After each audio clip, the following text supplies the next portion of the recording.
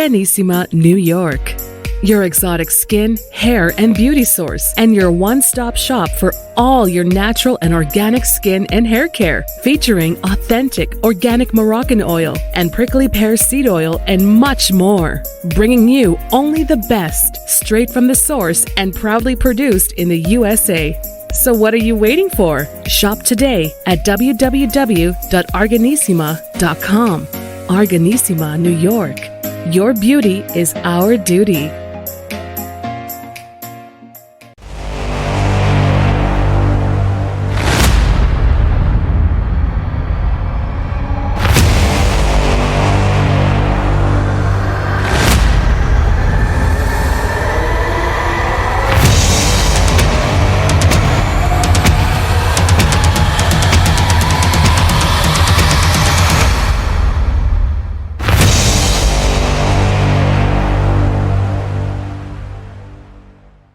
All right, folks, welcome back to the iHealth channel, the Fit and the Fab channel, and iHealth Radio. New day, new show, new guest, and actually, it's not a new guest. It's a common guest. We've seen her, we've heard her stories, and we had a great show. It's almost a year ago already. Wow, yeah. Time flies when you're having fun, right? Yeah, she's back and with some good stuff, new stuff. She'll tell us all about it. It is in the realm of the fitness and the wellness and the health, and we're still in the first couple of weeks of January of the new year. So the discussion of New Year resolution is very, I guess, typical in this time of the year, and everybody's committed. And now how we do with that, at this point, we have to find out. And I think without any further ado, I have with me Pam Sherman, coach, trainer, fitness, wellness. I mean, she's a guru, she's an expert, and she does a lot of work, and she has a phenomenal story. And so do check the previous show and her also shows and the work that she does. But we'll talk about that at the end of the show. But so Pam, welcome back. Thank you. It is great to be back. Yeah, listen, we when I saw it in the calendar, I'm like, is that something that we did book, or it was, but like, yeah, it's New Year. I get it. And I do have some comebacks, in this year, because I mean, at the end of the day, out of sight, out of mind, as we say, and we want to keep, in the discussion. And you're an expert in what you do, and would like to hear more about that. And fitness is part of wellness, and wellness is part of fitness, health. It's all of the above. I mean, and at the end of the day, and I think you said it always, health is wealth. I think that's your one of the lines you use, and it is an important concept. So before we get into the details of the new stuff that's happening with you, let's just go back to the basics. Let's talk about Pam and her wellness and fitness modality, and your story a little bit, just to give some of the new audiences that and we are distributing more and further these days. So we want more people to hear about it, just because some people may have missed the first one. They'll probably catch on, soon after this. But go ahead, talk to us. Sure. I am a 55-year-old health and wellness coach, and I have loved fitness my whole life. I'm one of those very lucky people that was born with motivation dripping out of my pores. So when people say they struggle with that, I'm like, oh no, I was born with that, which makes it perfect for me to be a coach to try to inspire other people on their wellness journey. I'm so passionate about strength training more than ever, because I'm sure I don't know if your listeners know, we lose muscle every decade starting at 40. So strength training and getting enough protein is like top of my list to talk about, because people do not know that unless we all see older people in the grocery store frail, and you hear about older people breaking their bones. It's because they didn't take care of themselves when they were younger. So the time to start doing that is now.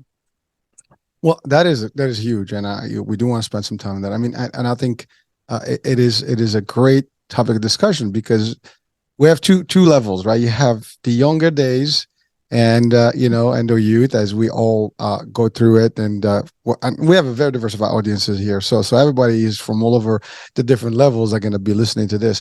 But really, when you're younger, I mean, you feel the world is yours, and you can do whatever, and you beat your body up two ways: either you beat it up literally, or you beat it up by not taking care of it, by no nutrients, not taking the healthy choices or making the healthy choices. And then to your point, there is that 40 mark, and a lot of people don't realize what that mark is. If you're younger, you probably don't see it as like far away. When you pass it, it becomes like I want to go back. back, but you're not going to do that. There's no way of turning the time clock, right? But the idea is, how do we maintain and really stay out, ahead of the curve, and really, to your point, not be frail as we advance in the age. And that's important. I mean, you're 55, I'm 51. I mean, we make 50s look good. Sorry, Thank guys. you. We have, this is talking about positivity. You got to keep that right in mind. It's in the mind, and you got to contribute to that mindset, by acting on it. And so let's talk about that. What you mentioned something about, by decade we lose mass, and that's key. And we'll see that it's harder to actually build muscle as you age, but that doesn't mean it's impossible. It is very feasible. I see a lot of people that are really, doing great and look great. I mean, we have some actors. I mean, they look phenomenal in the 70s. And so we and today, I think the age limits have changed. I mean, the 50s and 60s and 70s are not what they used to be. I mean, you really can be looking fit, and healthier longer and longer and longer. And so let's talk about that. What is your take on that in terms of the wellness and the concept in general? I think we have to get rid of the notion that, oh, when I'm X age, whether it's 50, whether it's 60, that I'm not going to feel good, I'm going to have aches and pains, because really our health is the only thing we have control over. So when you make your health a priority, and if you don't know how to do that, contact me. There's all sorts of fitness professionals out there.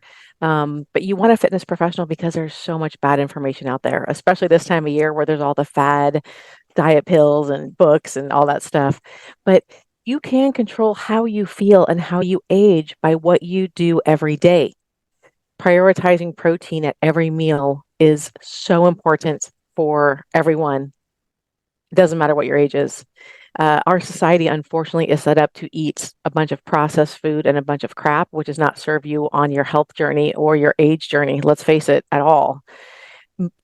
I say this to my clients: you have to eat for function and for your goals, and not for fun, if you want to feel good as you age. And they're like, oh, Pam, and I'm like, it's the truth. And you have to make time for strength training in your workout. Now, women my age, we are brought up cardio queens, being on the elliptical all day, every day, long distance running. Let's put that aside and really focus on HIIT training for your cardio. But let's get in 3 to 4 strength training sessions a week. And if you don't know how, you can always go to my YouTube channel, The Perfect Balance. I think I changed it to Pam Sherman, where I have body weight workouts to start with. But strength training is vital as we get old. I just read a statistic that when an older person falls, 40% of them are dead within a year. Yeah, that's scary. Nobody wants to fall. I mean, let's face it, we're all going to die at the end of our lives, but we want to control the quality of our life, and our muscles protect our bones. So we want to have strong bones as we age. And for those younger listeners, if you're lucky enough, you'll get to be our age someday. Aging, we're lucky to age, right? I mean, the alternative is not being here. So what you can do as you age every day is you have a lot of control over how you age. Well, thank you. I mean, Pam, there's a lot of stuff back in there. So, and I think you've kind of covered a lot of the nutrition piece of that, right? And really the maintenance, the well-being, and even you talked about the key elements that you need to apply, and we'll get into more details. But and I love what you said about the younger folks, because listen, I remember those days, and you go to the gym and you do everything, and you think like you're invincible. And I still see people at the gym doing that. And, and so there's different things that you have to do. But know that, to your point, there's two things. You're either going to not make it, or you're going to make it. But if you make it, you want to make it healthy, fit, and well, because that's the thing. You don't want to have problems as you age, because that's the worst part. You're aging, but you're weak. You're aging, but you're not in the best shape. And that means you are vulnerable to even your immune system. Everything gets affected. Your lifestyle, your relationship with the world becomes difficult. And most of us also have some pride and ego. We don't want people to carry us and help us and stuff.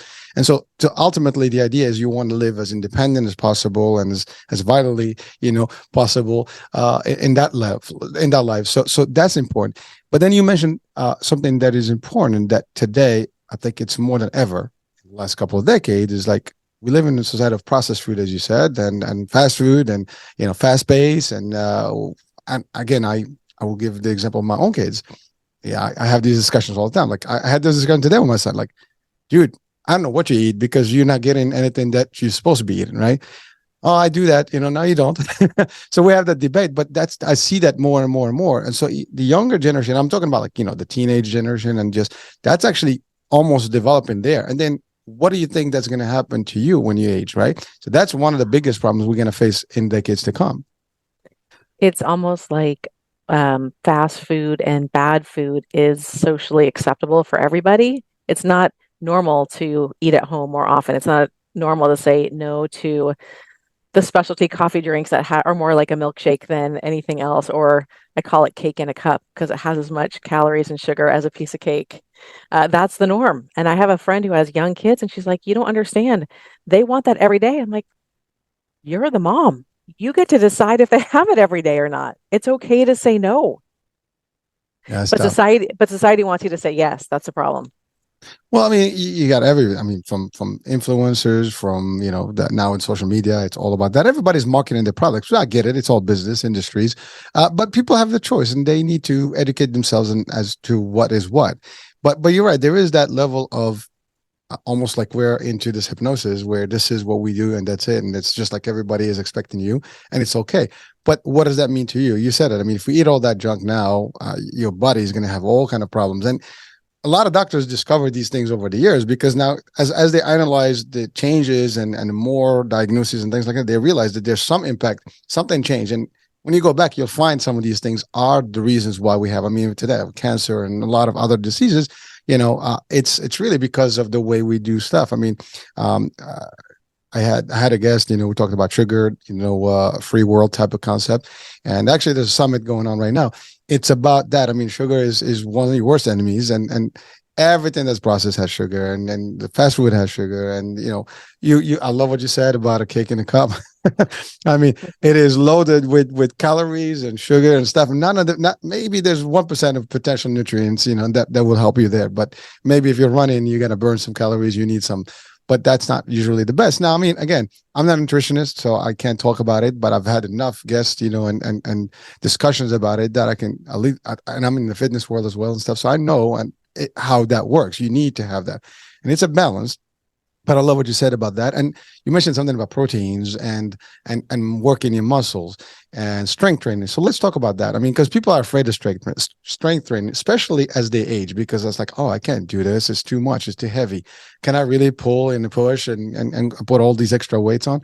So how do you navigate that? Because I think that's a big objection when people start aging. Even younger people can have that problem. So imagine as you age. I would say for people that are afraid to start with body weight workouts, literally in your kitchen.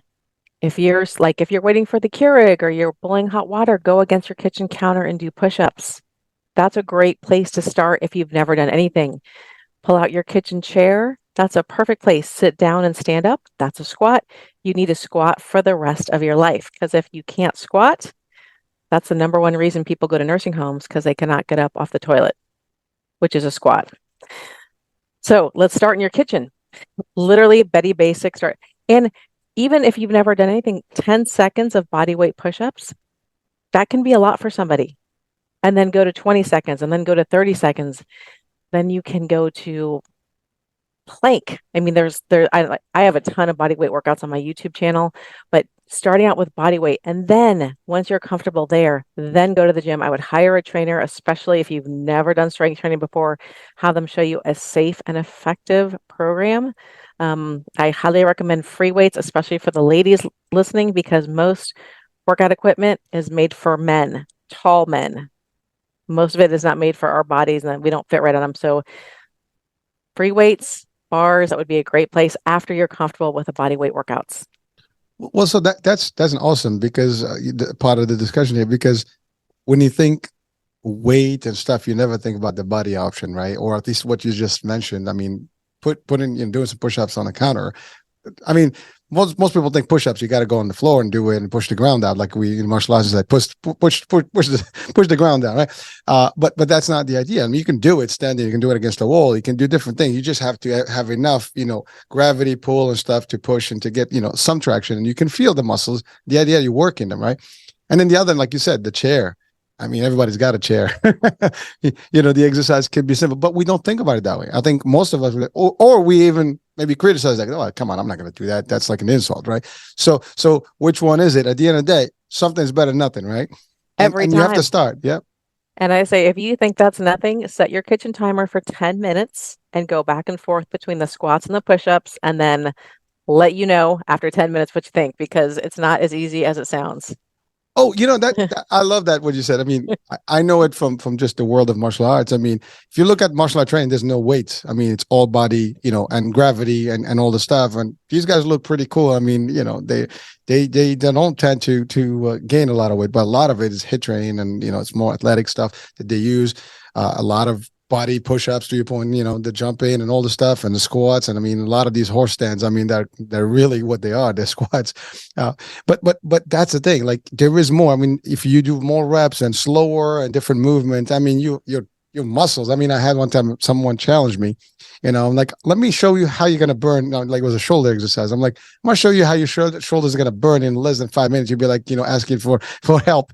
And it was no weight. I mean, I just a simple exercise. And by the time they did that 5 minutes, they were literally like, sweating, and they were just like, oh my God, I'm in pain. Well, that's what it is. So there's a lot of stuff. But again, we don't tend to think that's the way to do it, because we just feel like, I got to run. And you mentioned best, most of us, we think cardio is the place, because we're thinking about dropping, and that's the thing, weight loss, right? That's a big deal. Right? We want to keep the weight off, the calories, and you hear a lot of that. You got to burn the calories, and people are burning the calories, and they think the cardio is one piece of it, but actually you probably burn more when you do muscle, stuff, because the muscle is going to need all that energy and it's going to pull, and you're going to drop the weight, I mean, you're going to change the weight, I would say, first. And so there's a lot of that. And I love also what you said, Pam, about selecting a proper trainer, someone that will go through, because you don't want to go and start winging it, because that may not be a cool thing and you're going to get hurt. Or you're not going to get the results, and then you'll be like, disappointed, because that's what happens if you don't see the results. We all tend to like, I don't see any change. What the hell? And then the next thing you know, like, okay, I give up. But then when you give up, it gets worse. Because I think the last show we talked about, I think, and this is big with you, is that about consistency. You want to be like forever fit, not something like you want to do. And most people go to diets. You mentioned something about pills and diets, and it's okay, but no one can challenge us here. I don't care where they are in the world. No one can be consistently dieting for the rest of their life, because that would be very, I mean, maybe there's an exception, I don't know, but that would be very difficult to do, very costly, if anything, and you're not going to have the health, and physical aspect that you would think that you'll have. So it's a challenging piece. So it's all of the above, and you are available to people, and you do this for a living, and you actually work with people.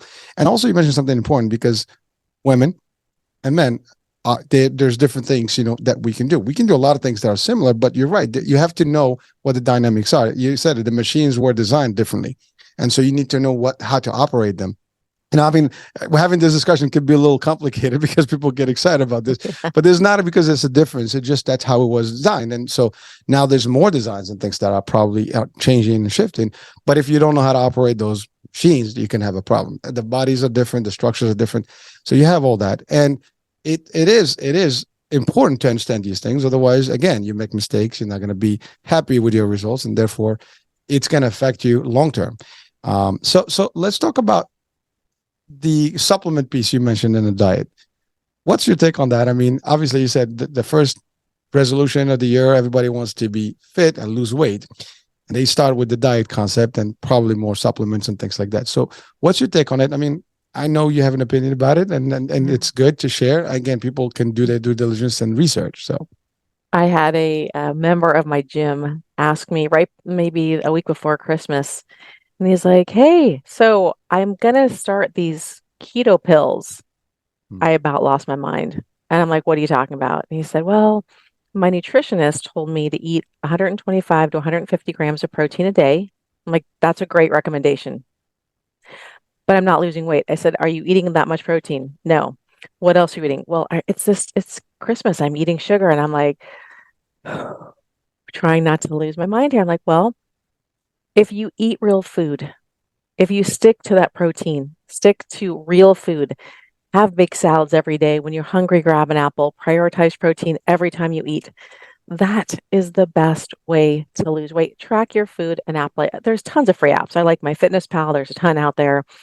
Now, for women, I find we cannot physically eat as much protein as we need. So I always recommend a high quality protein shake. I personally love Isogenics and I work for them. I know it's a multi-level marketing company, but I think their products are the best. There are other ones out there. Those are the ones that I drink 2 a day because I cannot eat 120 grams of protein a day. It's too much. I get too full. Besides that, if you get your blood work done and your doctor recommends supplements based on what your blood work says, great. Weight loss supplements, might as well light your money on fire because they just don't work. Real food, prioritizing protein, consistency for the rest of your life, not just until you're done losing weight. Because many people, they do that, they get done losing weight, and they're like, I can go back to eating the way I used to. You can't because you're going to gain all the weight back and more. So I just have to say, please don't ever fall for the fad diets or anything that you buy on the shelf except for food. That's the only thing that's going to help you in the weight loss game. Well, even with food, you got to be selective. Not all food is equal. Real food, I would say prioritize single ingredient foods. If the food has more than 5 ingredients, it's a very once in a while food. And when people stick to the outside of the supermarket, like a lot of meat, Yeah. fish, eggs, fruit, veg, focus on that and not so much the inside. When people say, what do you think about oh my gosh, the cereal? I'm like, don't even go down the cereal aisle. There's nothing good on that aisle for you. The labeling, the marketing people lie to you. Breakfast of the champions. Cheerios is not heart healthy. It's not good for you. Sorry. No. Listen, I mean, listen. This is a show about resources, about facts, and I think it's important that people realize that. And again, you said, I mean, market. I have this discussion also with my kids all the time. You guys really underestimate the power of marketing. I am in sales and marketing in my other life, and I know what we do to promote things. And although we do in healthcare and insurance is different, it's more about getting people on the right products. But when it comes to getting people to buy stuff, there is a whole psychology. There's a whole dynamic to it, and people do buy because it's what you hear, see it in movies, you see it everywhere, and you're surrounded by those messages. And like again, that's why they stated Breakfast of Champions, right? I mean, it's something that you've seen for years and years and years, and we get conditioned to those things. That's what you think a Breakfast of Champions looks like, and you do. Oh, I'm getting my cereals, maybe the milk, and that's even a question. but we're not going to go that way. But you I love what you said about the supplements because I mean, unless they're like vitamins and minerals and things that you might be lacking in your blood because you're not getting. And typically, if you get all the stuff that you mentioned, all those outskirt food types, the veggies and you will get all those minerals and vitamins correctly. But if you don't do that, then you definitely have to supplement. And people may have deficits, here and there. And again, to your point, it's still with a doctor. All what we're talking about right now is discussion about behaviors, but you do still need to always check with your primary, doctor and make sure that whatever you do, and even exercise, you don't just exercise without consulting, especially if you have problems that may be a problem. So just that's always we are on question there. But so now let's talk. January is here. The month of resolutions. You said it. People come to you with all different, I'm going to do this, I want to do that. But and you stated something important for audiences. Just to recap.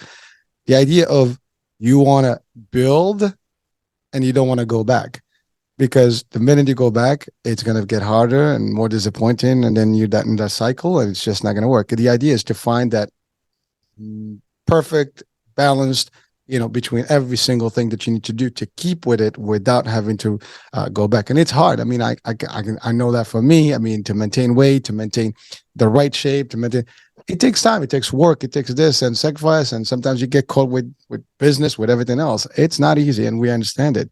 But having someone, as you stated, that is with you to train you, to guide you, to help you. And even as simple as you said, like what is a good quantity of protein? I mean, most people would say 20 grams. I don't know. I mean, you don't know that. So you have to look. I mean, there's charts about these things too. And when you talk to someone that's got expertise, I mean, Pam, for example, you talk to Pam, she's going to tell you that. And I love what you said. You have plenty of videos to help people out. That's important. But January is the month where everybody is ready to make the change. but it seems that unfortunately, after you get to this week and you start getting to the third one, a lot of that commitment disappears. So let's talk about the commitment part of it, the Yeah. psyche of that, and then how that all, I guess, plays in this mix of fitness and wellness and health. Well, I find that many people put your health and wellness is not like The Secret, the book where you just put it out in the universe and it happens. It just doesn't work like that. That you actually have to make an action plan with every goal that you have. So if you say, I want to lose 5 pounds, how are you going to do that? Are you going to Mhm. log your food every day? Because for everybody listening, your food is the weight loss or is the driver in the weight loss car. It's never about the exercise because your body burns more calories during the day just living than your workout, unless you're like a crazy CrossFitter or ultra endurance person. For the average person, your basal metabolic rate, what everything takes to burn every day, it's always going to be about your food. So if you want to lose weight, keeping track of your food is a great thing to do every single day, weekends, holidays, everything. Also, are you getting daily movement? Are you getting it? There's no perfect amount of steps, but like if you work from home, get up every hour and take a 5 minute walk. At lunchtime, maybe take a 10-minute walk after lunch. Make sure you're adding in when are you going to go to the gym to strength train? Or when are you going to do it in your backyard? Because you can do body weight workouts at home. But you actually have to plan. So when I have my clients, you make a goal and then you have 2 or 3 action steps to reach a goal and make the goals tiny. When you say, I want to lose 50 pounds. Oh my God, that's so much. Let's do 5 pounds at a time because then you reach it, you feel like a rock star, like, okay, then we're gonna do the next five. So small, measurable goals that you can reach and making a plan to reach it is so, so important, which I don't think people realize and that doesn't happen on its own. I wish it did, but it just doesn't. Well, Pam, I mean, it's amazing how you're describing that. I mean, that is literally like a business plan, but it's for your health. Yes. I mean, you got to have short-term goals and your long-term goals, and you have to have actually see it in front of you and start working towards it. And to your point, yeah, you're gonna get little moments where like you get excitement. I got the first target. Yes, next, and that's the thing. Like you're not gonna be able to get it all done in overnight. And if you did fastly, it's gonna be a problem for you because your body is gonna. And I love what you said about that. The body is burning regardless. And actually, even when we sleep, the body's still burning. Uh, but Pam, today more than ever, we have this pandemic, post pandemic, but it's pandemic in its own, where people are sitting and working behind the screen, sitting long hours now because of remote work and stuff. I mean, the pandemic actually created another one, Yep. but really now it's a phenomenon where people actually and we've seen that with the gaming industry and people sitting behind a screen and spend hours and hours and just shoving food in and so we have that trend that's almost like a new behavior in this time and of ours, and that actually is a very difficult place to be because probably are not eating well, and you said it, there's not enough movement. So what would you recommend to people to do? I mean, I know there's basic things, but if someone's sitting home right now and they just need it, maybe I can't leave because I'm on a call center and I gotta, stay, plugged into the system. What can they do while they're sitting there? You're sitting in a chair, so you can squat. You can get up every 15 minutes and do 10 squats. If you have a desk, why don't you do some push-ups at your desk? If you are able to once an hour, whether you can take a 1 minute walk, 2 minute walk outside where you get some fresh air, because our brains need fresh air. It just rejuvenates everything. It just makes you more energized. But squats and push-ups are one of the best things you can do. If you don't have to talk or show your face, why don't you do 10 jumping jacks? That'll get your energy up as well. Some movement is better than no movement. And make sure you have water. Water's, it's not exciting, right? But we're made up of 65% water. We need to be drinking water all day long. And I hate meal prepping myself.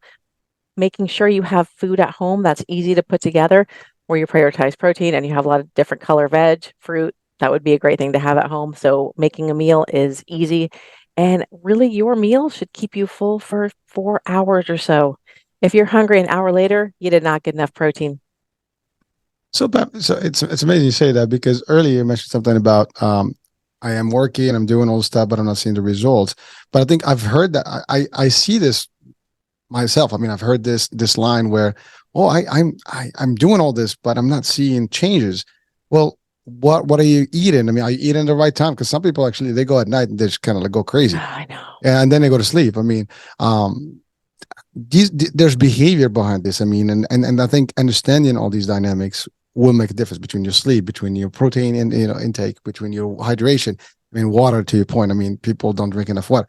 If you sit at a desk all day and you feel like, it happened to me actually. I was at a job and I get caught up between meetings and meetings and meetings. I don't even make it to drink water.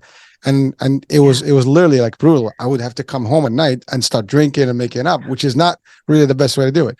Because you got to do it through the day. I've had a very rough year, like a few years back, where I had no choice. Well, I had a choice, but only in the weekends I was able to hydrate properly. And I felt it. You feel dry. You feel not in a good place.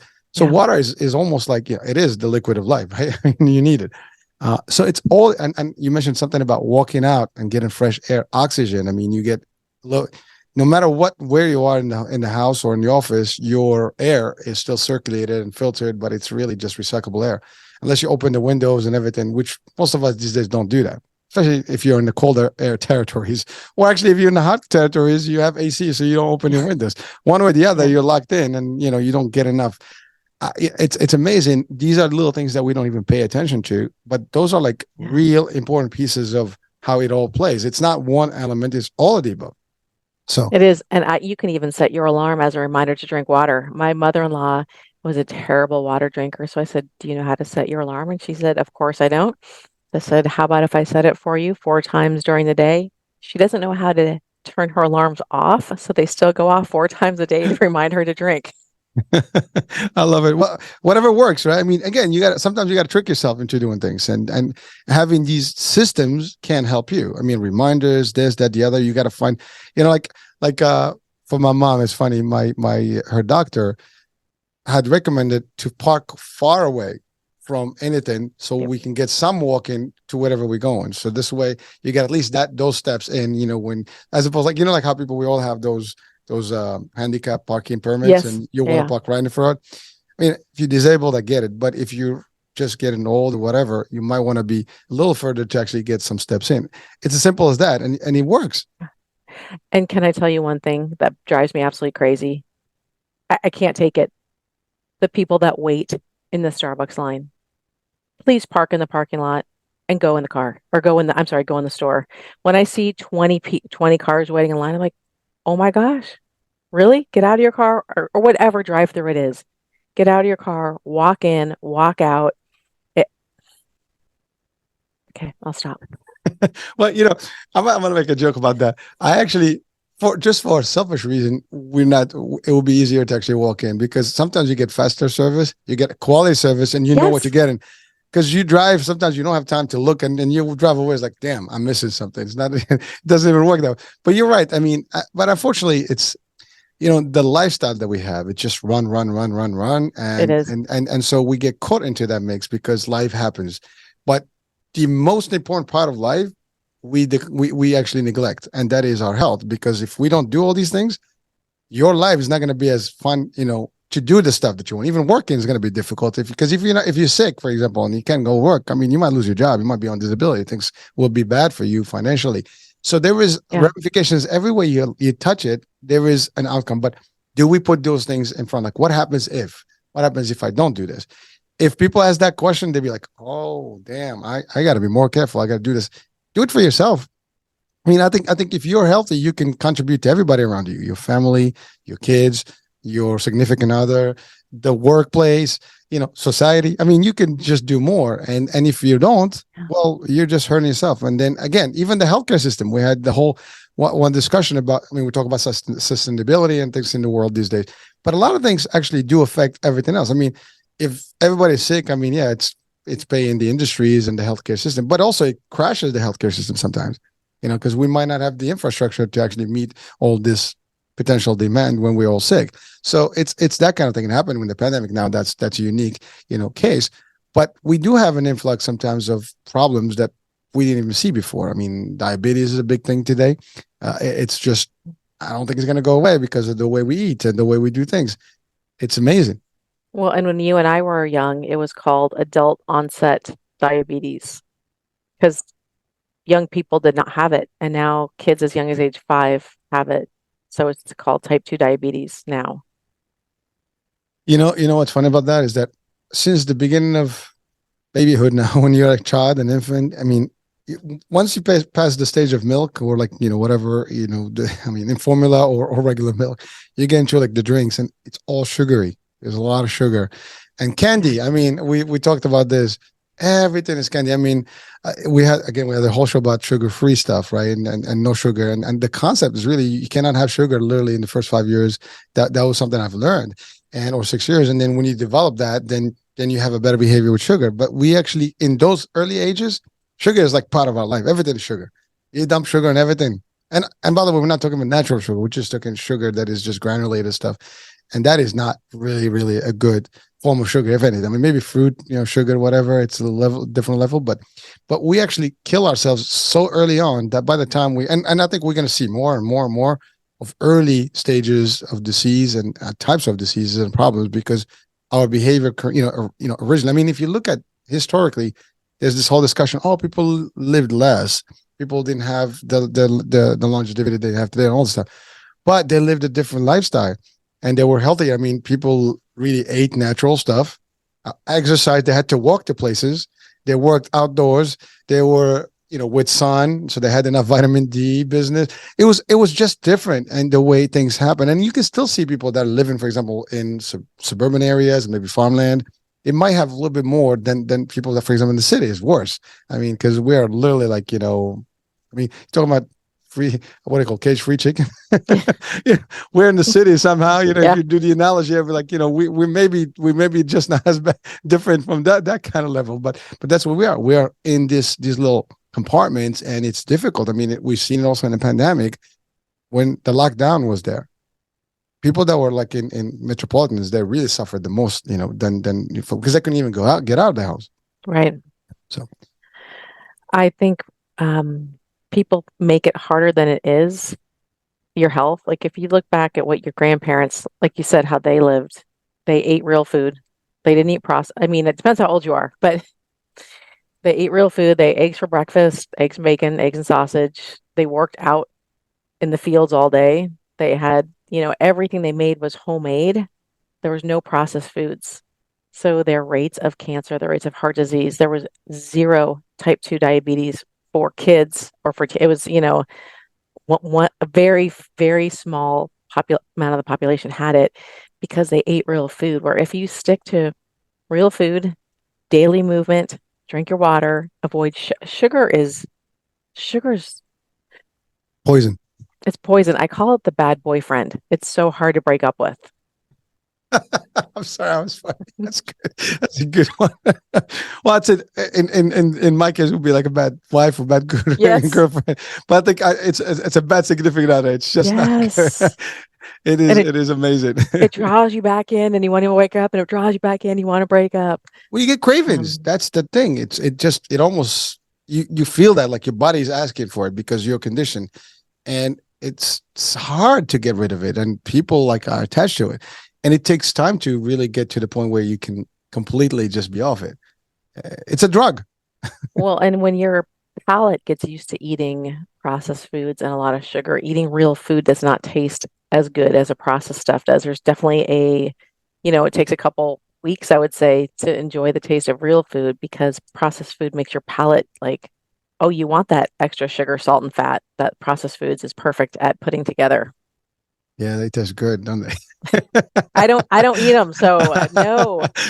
I mean, people are watching us like they probably agree. Like, yeah, they do taste. But that's the thing. Like, not everything that tastes good is good for you. And that's the other part. I mean, listen, to your point, fruits. I mean, there's nothing. I mean, I live in Jersey, so in the summer we make it to the farms and get some real fresh produce.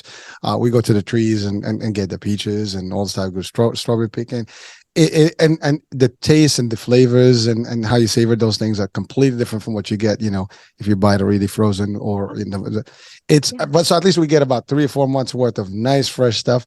And ultimately we're luckier than some, folks that may not have access to, but people can travel, a little bit to somewhere and there's a farm. But you're right. It's difficult to have that, but just reduce that extra. I mean, listen, people do want to go out and have dinner and have lunch, but even that you have to be selective what you eat. I mean, you can go to a restaurant, but that's not fast food, but it's still not home cooking. Some restaurants are better than others, and so it depends what you. I mean, People like pizza, people like sandwiches, people like this, people like that. But there's like a standard almost menu when you go out. Is the pizza, the wings, the fries, the burgers, the cheese, this, that. It's like, you don't get maybe steak. I mean, that's a good one, but that also depends what kind of steak and where is it burned? Is it this or the other? So there's so much stuff that we can discuss about. I mean, in terms of nutrition. So now let's talk about what are some of the things that we need to be aware of today. For example, this is month one. If we're really, I mean, and you covered a lot of grounds. So what are some of the measures that we need to take? Really, just basic steps to actually have a better 2023. Well, for lack of words. I tell people to put themselves on their calendar every day, whether it's for a workout, whether it's to plan out what you're going to eat that day, because when you leave your health to chance, it goes to shit. It just does. You're going to go for the fast food. You're not going to get your workout in. You're not going to think about what's for dinner that night. I mean, your health takes planning and it takes work, but you're worth it. And for a lot of women, they think it's selfish to take time for their health.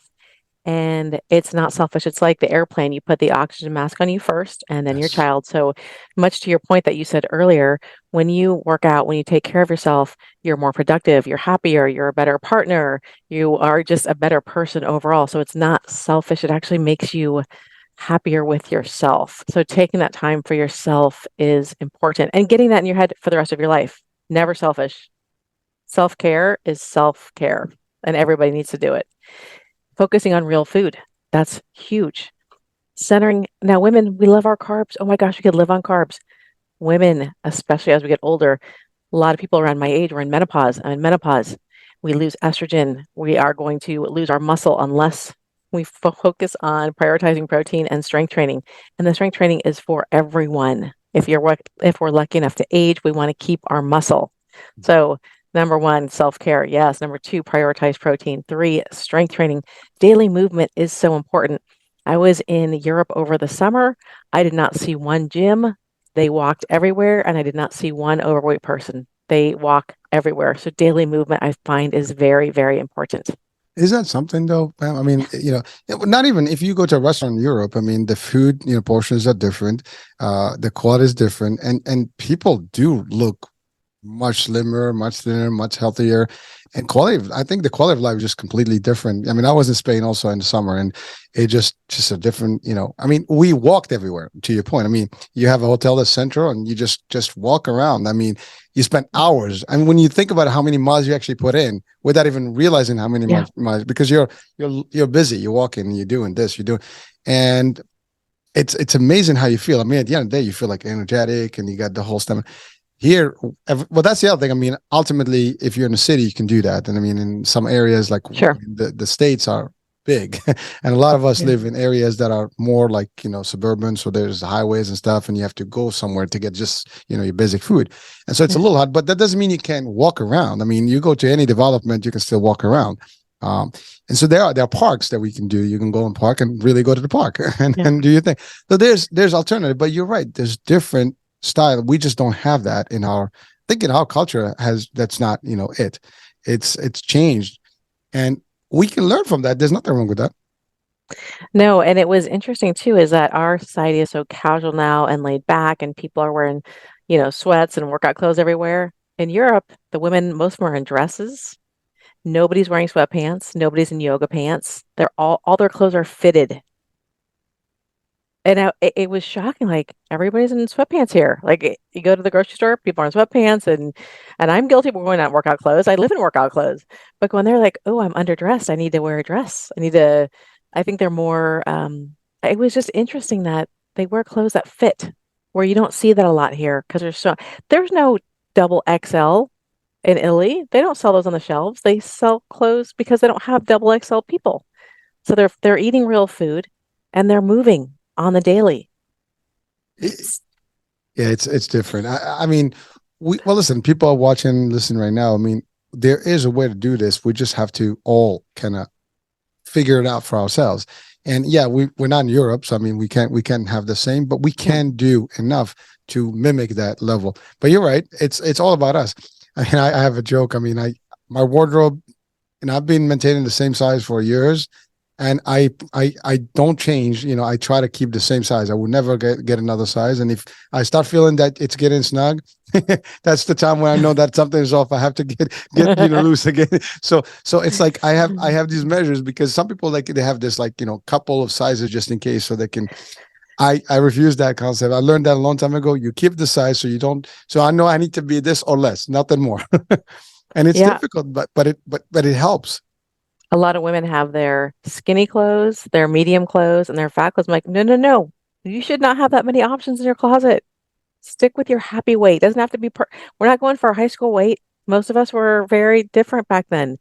Your happy weight. So I love the fact that you know that, oop, getting snug, time to make a Oh change. yeah, I mean, and the difference. Like, oh, this is like, like your belt is actually now getting on the last sort of drop, and so I need to get Yeah. like 4 points down, and so it helps. These are like just almost memory joggers, right? Things that keep you like at bay with this. Like you're Yeah. really like almost like these are identifiers. Oh, I think there's a problem here.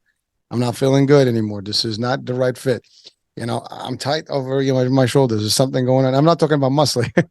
It's usually the belly. It's for us. I mean, it's usually the belly. That's the biggest part. That the man gain weight immediately on, and then you get everything else. And that's the other thing Yeah. I think what people don't realize is that it's both sides. It goes both ways. So one is that you don't gain weight in one place. I mean, it starts all over. The weight kind of like goes in. Your arms are gonna still gain weight slowly but surely, but you're gonna see a lot more of it in your belly, at least for the guys. And then on the flip side, if you're losing weight, some people say, "Well, can you just work my belly off and it's gonna go?" The body doesn't recognize Mm. the fat just here. When it burns, it's gonna be really burn equally everything that's on your body. So you're gonna lose from your legs, from your arms, from your cheeks, from your face, from your breast, your chest, whatever it is. Yeah.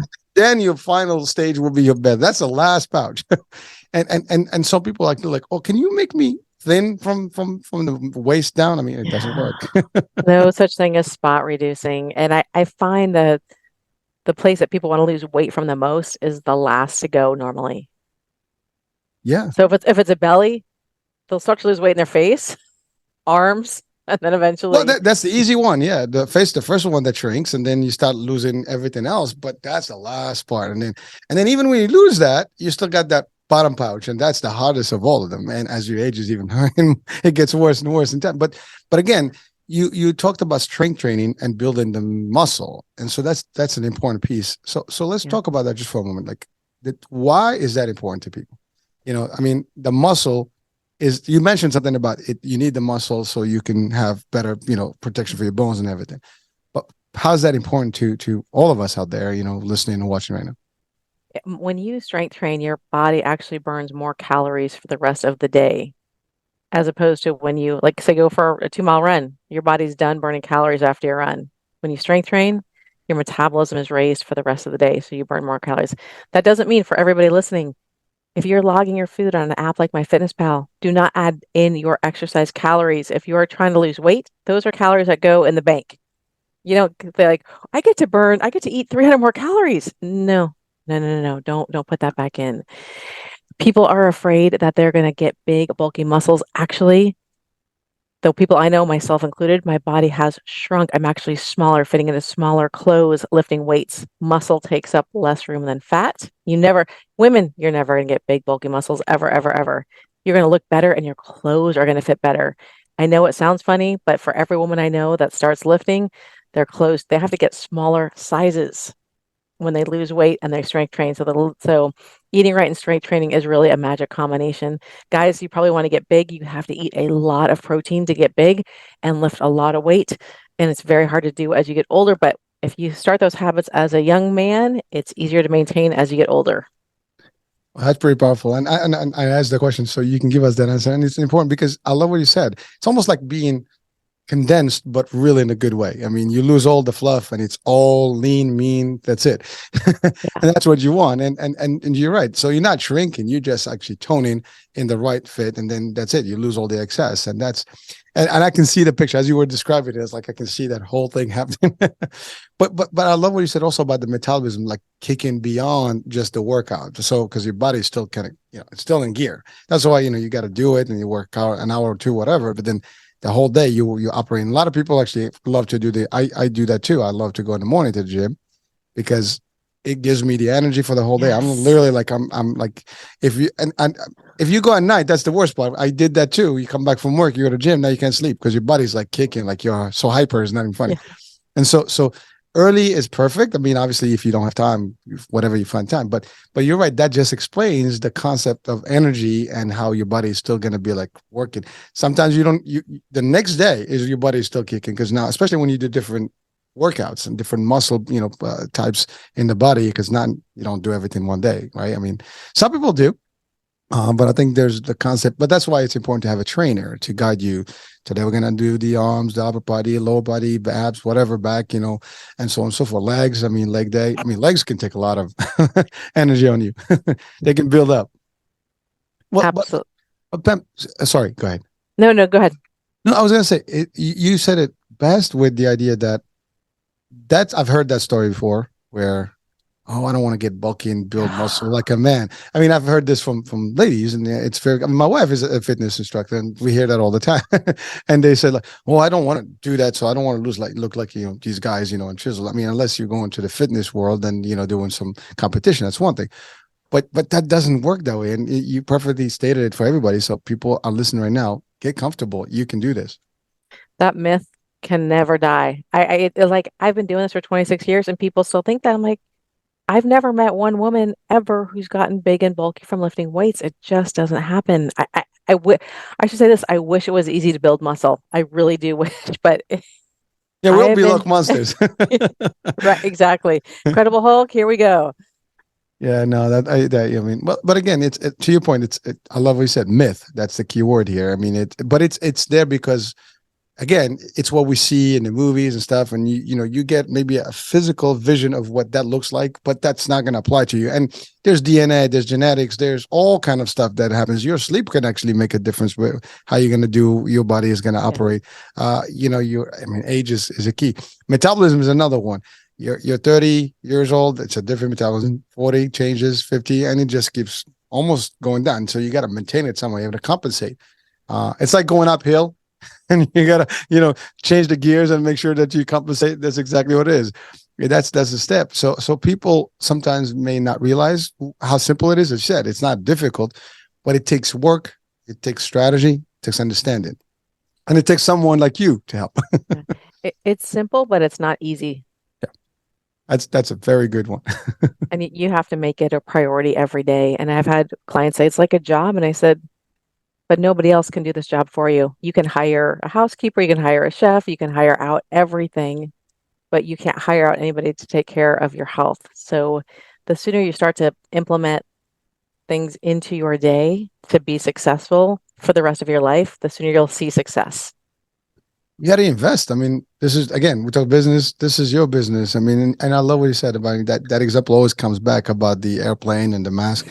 You want to be selfish. You want to be for self-awareness, self-talk, making whatever you want to call it, self-awareness, you mentioned another word, Care? self-care. There you go. I lost that one. I said all of them except that one. Self-care. So it's about you first, but then you will be better. And that's who doesn't want that? You want to look good. You want to feel good. You want to actually have alive. You want to be like vibrant. You go out there and people can, oh my God, your energy is like amazing. Well, that's important, right? Yes. Yes. Put down the soda, switch it out with water, switch out your chips for an apple, switch out your sandwich make it a chicken salad. Do these little tiny things and you'll see a big difference in your day. Go for a walk at lunch, go for a walk after dinner. These little things really do add up to big changes.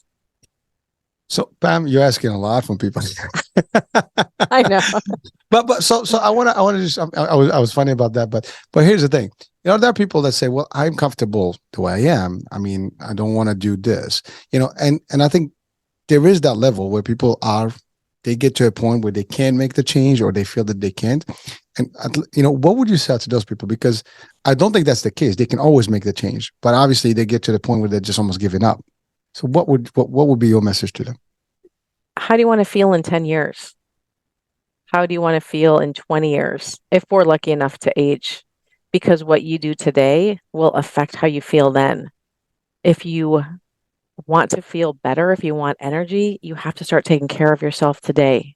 And it's not doing everything all at once. It's, hey, I'm gonna add a walk today after dinner, maybe after lunch too.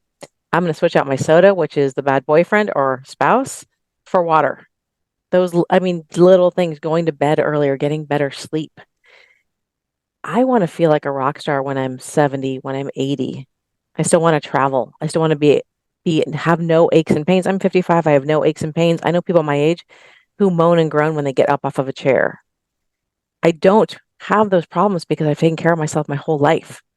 And it's never too late to start. Your body is super resilient. So adding in little things really can change your future. And it's up to you to start.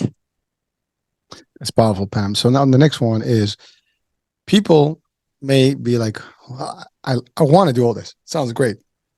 But how long is it going to take me? Okay, that question drives me crazy. Our health is a marathon. It's not a sprint. But I will tell you this, if you change some habits, some daily habits, you'll feel better in a few days. I've had clients say, adding in one big salad and drinking water, like, oh my God, I have so much more energy. So it's harder to see physical changes quickly because those don't really happen quickly. But emotionally, when you put better fuel into your tank, and if I could tell everybody, your body is like a Ferrari. It's not like an old Yugo. Remember those from the 80s, those little crappy cars? You're a Ferrari. So when you put better fuel in, you feel better. So results feeling better could be very quick. Seeing weight loss, it's never a fast game, it's the long game. But the consistency will pay off and you will absolutely reach any goal you have 1 pound at a time. You can ask more from that. I mean, I love it. I mean, that's actually really a strict and a straight response to it. I mean, yeah, the results are not going to be all in one shot, but you have to expect that it's going to take some time. But you're going to see some gains, some wins, slowly. To your point, and even the health. I mean, I think the other part that people we haven't touched yet is that maybe we briefly talked about it, is when you're healthy in your lifestyle and doing all this behavior and you building the muscle and doing all this, your immune system is also like in a much better place, which means, God forbid, pandemic, this, that, the other, your body is more able to fight or at least protect you, to a degree. You'll probably have less problems than someone who doesn't. I love what you said about how you want to feel 10 years from now. Nobody wants to go sooner than later. I mean, we want to live as long as we can, but do you want to live again really in a bad shape, or you want to live, happy, feeling good and stuff? But you're right. It's like what the seeds you plant today is what you're going to get, later. If you do a bad job right now. But also, I love what you said. So there is hope for everyone. There is no such thing as a bad time where I can't start until it's too late. You said it. I love it. 6 months. It's, it will take time. You start the change, you'll start seeing everything. Doesn't matter what you're in, you can make the change and the commitment, and the rest will fall in place. So thank you so much for that. I think people are going to get excited about it. Hopefully, folks, listen, if you're watching and listening right now, this is it. You take this to the bank, make it work. One day at a time. That's it. All right. So Pam, what's new with you now this year? This year, I'm actually working with a couple different menopause groups. I am their fitness professional for 2 different groups. One of them is Karen Martell Hormones. She is a hormone expert. So for women going through perimenopause and menopause, she helps them navigate the hormone side of things because it's not really talked a lot about, which 50% of the population is women. We're all going to go through menopause. We need a lot of help. So I work with her. I do a food and fitness talk with her members, and I make exercise videos for her every month. And another gal, Anissa, it's called Be Untethered. I make exercise. I'm her fitness professional as well, make workout videos for her. And I talk on fitness only with her group because women, we tend to be all or nothing with everything. I think we all guys too. I think it's a standard. And I try to give a gentle approach for everybody listening. We talked about this earlier. A 10-minute workout is better than a 0-minute workout every day. And that's why I have a huge playlist of 10-minute workouts, because I have a lot of clients that are teachers. I'm like, look, get in my 10-minute workout before work, because nobody, at least at our age, nobody wants to work out after work. It's very hard. Get your longer workouts on the weekend. But I fit a lot in 10 minutes, and then your energy's up for the day. You're more positive. You feel great. You have more bandwidth with your kids, all that stuff. So I try to be the more moderate, like, You don't need an hour of cardio. Oh my gosh, let's get a quick strength training in. So that's very exciting. I love helping women on their fitness journey. Like I said, I was born with motivation dripping out of my pores, so I like to inspire other women on their fitness journey.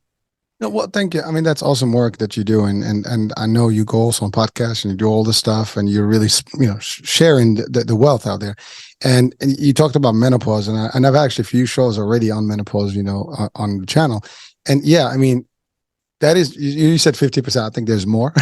The percentage I think more, and which means and it's important. I mean, that this is a fact. It's going to happen. Menopause is not something that you're going to be able to escape. And in the shows that we had and the experts I had on, that was the biggest thing, like the peri and then post and then during.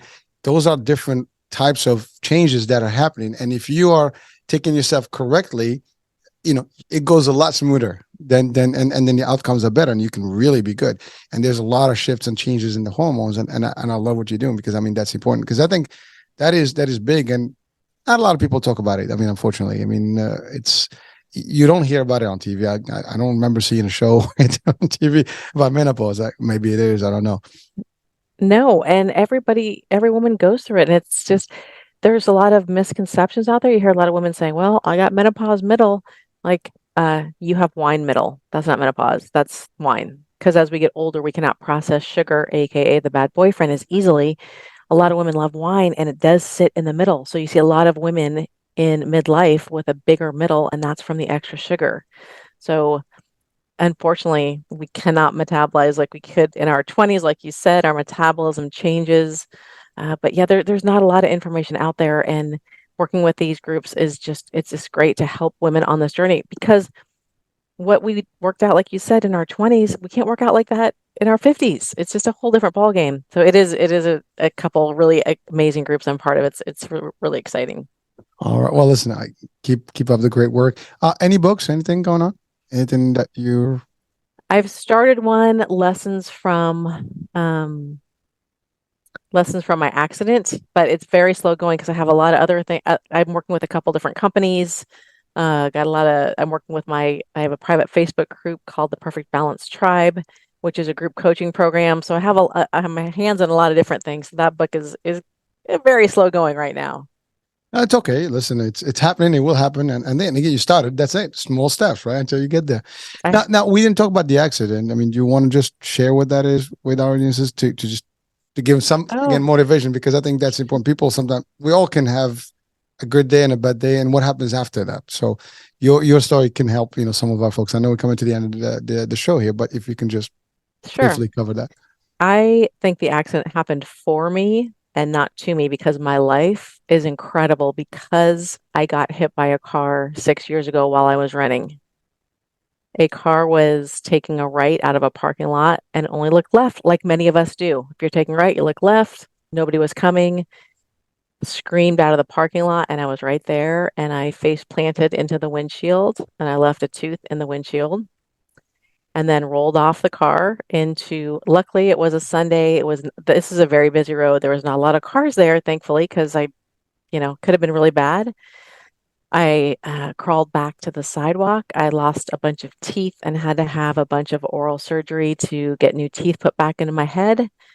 And it took me out of the classroom. Prior to that, I was a coach, a group exercise instructor and trainer, but I had to stop working because of all the surgeries. I couldn't talk that well because I had a Mhm. bridge. Anyway, this was 6 years ago. Since then, my life has just grown and expanded, and I'm actually in the best shape of my life post getting hit by a car, which is incredible and super fun at 55. Well, listen, I mean, I gotta admire your positivity here. I mean, it's not everybody takes it for with that same approach that it happened for me as opposed to me. I mean, it when things like this happen, they happen, and you can't do anything about it. It's how you deal with them, I think, is the key. You handle it well. Well, I really think the universe, and I don't know if people think this is too wooey, the universe said, you have a great message to share and you need to get out of the classroom and reach more people. So it put the accident in my way because I was not really on social media. I didn't do any of the things I did. I found when I was recovering, I was always been a runner. And my Garmin, my running watch got smashed in the accident. So I found this app that had a running timer on it. Great. They had running coaches, and one day I was like, I'm a runner. I'm a coach. I could coach for them. It's Fit Radio. So I reached out to them, and they didn't hire me then because I did not have my real teeth then, but they said stay in touch. Once I got my real teeth, guess what? They flew me out to Atlanta, Georgia, and I became a coach for them. I never would have done that. I never would have found Fit Radio had I not been hit. So the opportunities that I have found along the way has been amazing. Well, that's a message for all our folks. I mean, let's hope that no one ever gets hurt, but we know the reality, things can happen. But again, sometimes they happen for a good reason. And this was your shift, and you found your passion. You found something where you can also give back. I mean, you were doing a great job, in the previous life, in the previous job, but this just, it's more you. This is what you're meant to do and be. So sometimes that's what it takes we get a very sudden or abrupt, incident or event in our lives. And then next thing you know, like, oh, now I know why it happened. So if this never happened, I would have never. And, even talking about the pandemic earlier, the pandemic changed a lot of things. And some people really found themselves beyond the pandemic. And again, with all the losses, of course, we can all never take it light, in terms of like what happened.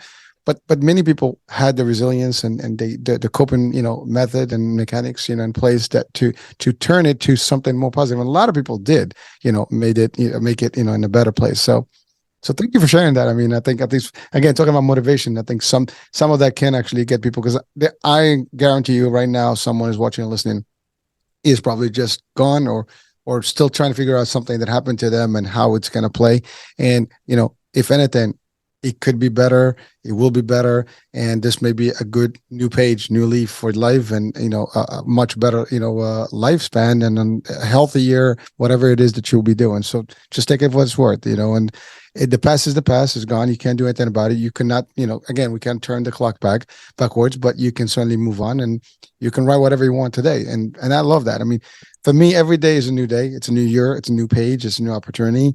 Yeah. And we all can learn from each other. I mean, I think these shows that we do here are just to influence, to help people, to educate them and share value. And they might not agree with everything we say sometimes, but take what you agree with. That's all we ask. And then apply that, maybe take something from somewhere else and you put it all together and make up your own formula. It's all good. But at least take something, that if worst case, at least it gives you some learning opportunity, or at least, some opinions, some ideas that you can apply. That's it. So Pam, any last words of wisdom for today's show? Your health is your greatest wealth. If you want to change, take one thing at a time. When people are successful, they take one habit. It's called habit stacking. They take one habit, they put it into their day, they're successful with it, and then they get the second habit. When people try to, oh my gosh, I'm not going to drink any more wine. I'm not going to eat any carbs. I'm going to work out for an hour a day. I'm going to eat. Oh my gosh, it's never works. So it's so hard because we're the Insta society, Instagram, TikTok, but your health is not instant. So if you take one thing, build on that, and then build on that, slow and steady wins the health race. And consistency is always the key to see whatever success you want on your health journey. That's it. Pam, thank you so much for being with us today. And we've covered a lot of grounds. And I think we've touched on areas that is important for everyone. So thank you so much again for your second, appearance here. And I love it. And hopefully we'll have many. And, keep up the great work there. Maybe we'll talk something else different, in the next, time we meet. And folks, I mean, I hope you enjoyed the discussion. You've got some real good nuggets to use and apply in life. And I'm your host, Hurricane H. We'll be talking soon. New day, new show, new topic, new guest. Bye for now. Thanks so much.